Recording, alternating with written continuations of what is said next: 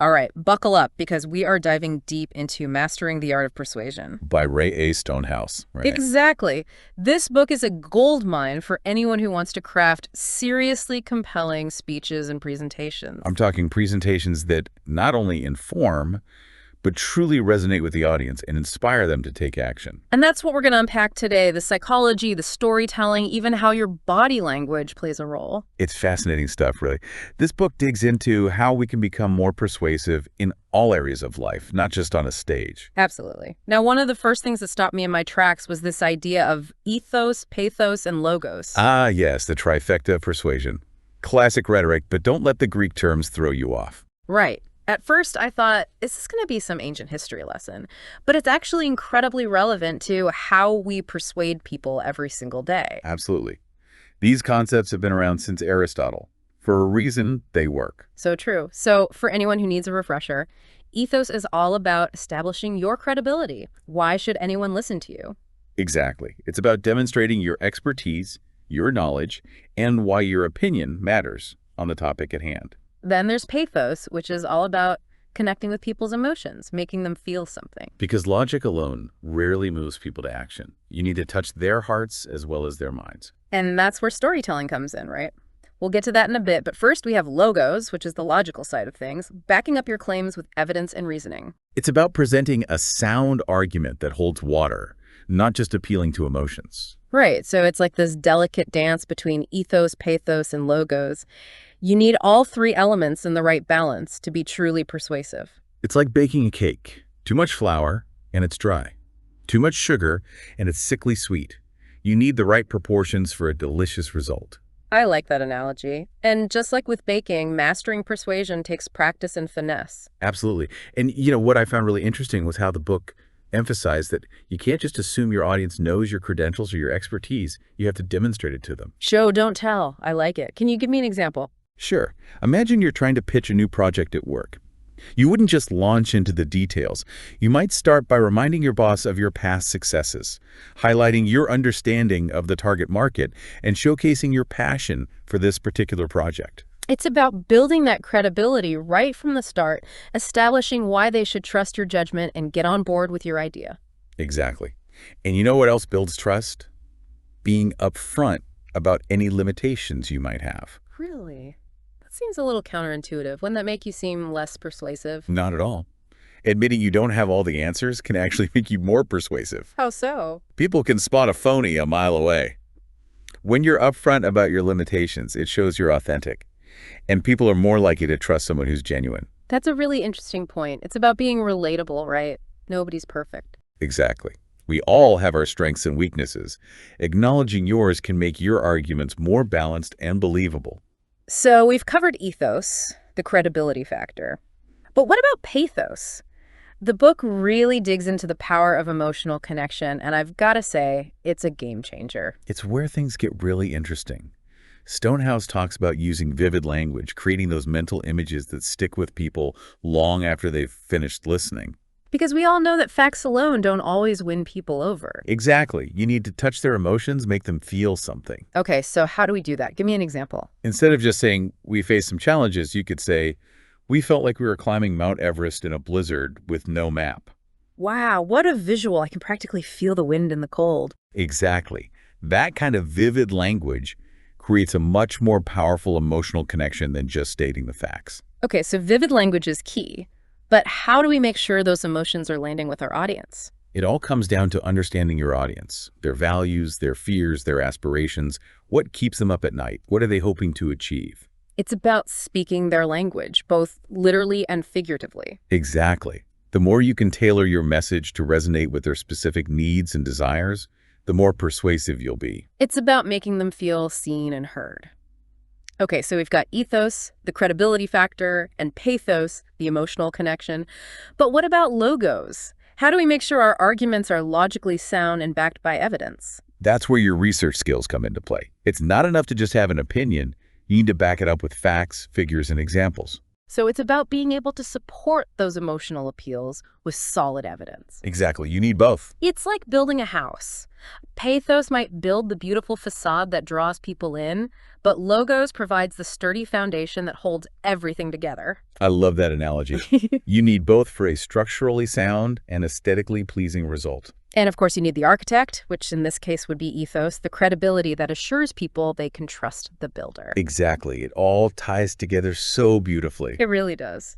So just to recap, we've got ethos, the credibility factor, pathos, the emotional connection, and logos, the logical reasoning, all working together to create a truly persuasive argument. It's like a three-legged stool. You need all three legs to be strong and sturdy for it to stand up. And that's what makes Mastering the Art of Persuasion such a valuable read. Stonehouse doesn't just focus on one aspect of persuasion, he gives you the complete toolkit. It's like having all the ingredients for a delicious, persuasive masterpiece.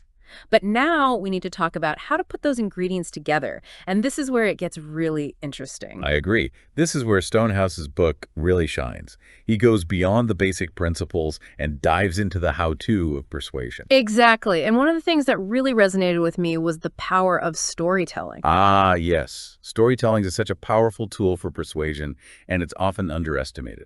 It's one thing to present a logical argument, but it's another thing entirely to weave a narrative that truly captivates your audience. Exactly. Stories have this incredible ability to bypass our rational defenses and speak directly to our hearts and minds. It's like sneaking past the guard dogs of our brains and delivering the message right to the front door. I love that analogy. And, Yeah. Stonehouse points out that some of the most persuasive figures throughout history have been master storytellers. Think about it. From ancient myths and legends to modern-day marketing campaigns, stories are everywhere. They are how we make sense of the world, how we connect with each other, and how we are persuaded to take action. So how do we harness that power? How do we become better storytellers in a way that makes us more persuasive? Well, Stonehouse gives some really practical tips in the book.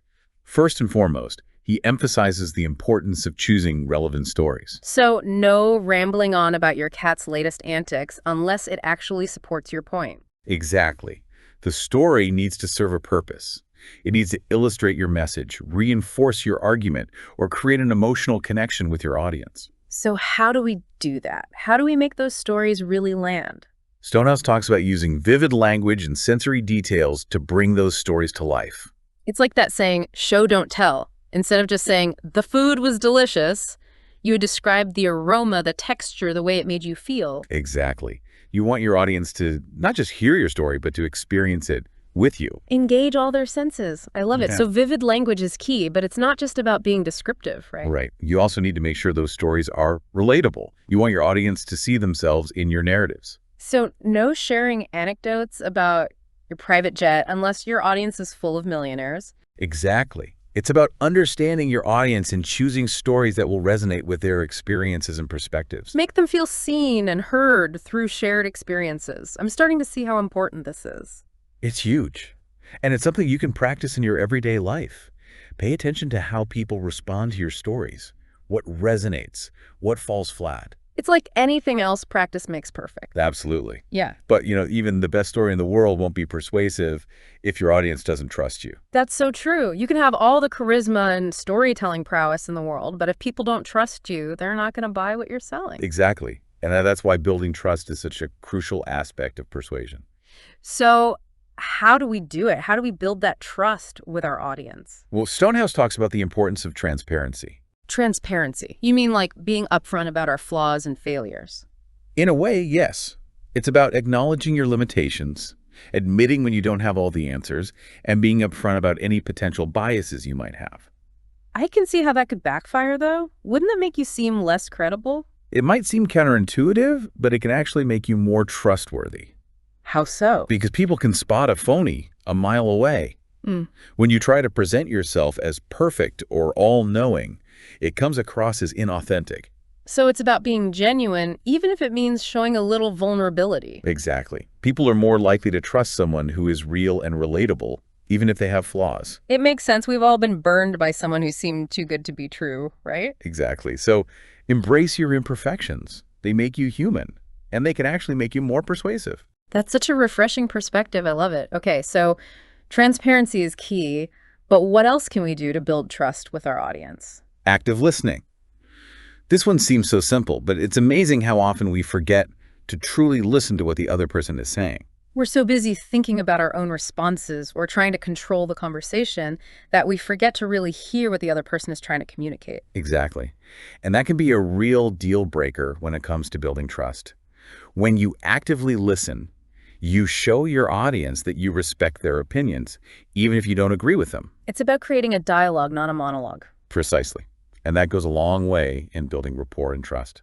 So, active listening check. What else? Consistency is key. Consistency, you mean like being consistent in our message? That's part of it. But it goes beyond that. It's Yeah. about being consistent in your actions as well. Walking the walk, not just talking the talk. Exactly. If you say you're going to do something, do it. If you make a promise, keep it. Because actions speak louder than words. Always. When your words and actions are in alignment, it builds credibility and shows your audience that you're reliable. It's about being someone people can count on. Exactly. Okay, so we've covered a lot of ground here. We've talked about the importance of ethos, pathos, logos, storytelling, and building trust. That's a lot to digest. It is a lot, but these are all essential ingredients for effective persuasion. They are. But there's one final piece of the puzzle that I want to unpack before we move on. The often overlooked power of nonverbal communication. Ah, yes. Body language. Hmm. It's amazing how much we communicate without ever saying a word. It's like our bodies have a language of their own. And sometimes that language can speak louder than our words. Absolutely. Stonehouse dedicates an entire chapter to this topic, highlighting how our nonverbal cues can either reinforce or undermine our message. So it's not just about what we say, but how we say it. Exactly. Our posture, our gestures, our facial expressions, our tone of voice, they all play a role in how our message is perceived. So much to think about. It's like my brain is doing a little dance right now, trying to process all these different elements. It's a lot to take in, but think of it like learning a new dance. It might seem overwhelming at first, but once you break it down step by step, it becomes much more manageable. I like that. So let's break it down. We've got all these ingredients for persuasive communication, but how do we actually put them together to create a killer speech or presentation? What's the recipe? Well, Stonehouse gives us a great framework in the book. He suggests starting with a strong hook. A hook, like what you'd find on a fishing rod. Sort of. It's about grabbing your audience's attention right from the get-go. Think of it like the opening scene of a movie. It needs to be captivating enough to make people want to stay tuned for the whole story. So no long-winded introductions. Definitely not. You want to pique their interest right away. Stonehouse recommends using something attention-grabbing, like a surprising statistic, a thought-provoking question, or even a personal anecdote. Ah, yes. The power of storytelling. We talked about that earlier. Exactly. A well-placed anecdote can be incredibly effective in drawing your audience in and making them feel emotionally connected to your message right from the start. It's like you're inviting them into your world, creating a shared experience. Precisely. And once you've got their attention, it's time to clearly state your main message. No beating around the bush. Nope. Be direct. What's the one key takeaway you want your audience to remember? What action do you want them to take? Make it clear, make it concise, and make it count. So hook them, then hit them with the main message. Got it. What's next? Then you need to back up that main message with strong supporting arguments. This is where the logos comes in, right? The Uh, logic and the evidence. Exactly. And Stonehouse suggests organizing these arguments logically, using clear transitions to guide your audience through your reasoning. Transitions are like those little bridges that connect one idea to the next, right? They make the whole argument much easier to follow. Exactly. Without those transitions, your speech can feel like a bunch of disjointed thoughts. Okay, so we've got our hook, our main message, our supporting arguments, and our smooth transitions. Anything else? Don't forget the evidence. Ah, yes. Back up those claims. Exactly.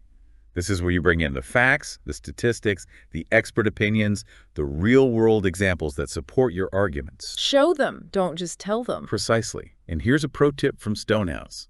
Anticipate objections. Objections, you mean like counter arguments? Exactly. Before you even present your argument, think about it from your audience's perspective. What might they disagree with? What questions might they have? It's like playing chess, right? You got to think several moves ahead. Exactly. And then address those potential objections head on in your speech or presentation. That's a great way to build trust, too. It shows you're not afraid of a little healthy debate. Exactly. It shows you've considered different perspectives and you're prepared to address them. And speaking of trust, that reminds me of another important point Stonehouse makes. He talks about the importance of disclosing any potential conflicts of interest you might have. That's huge.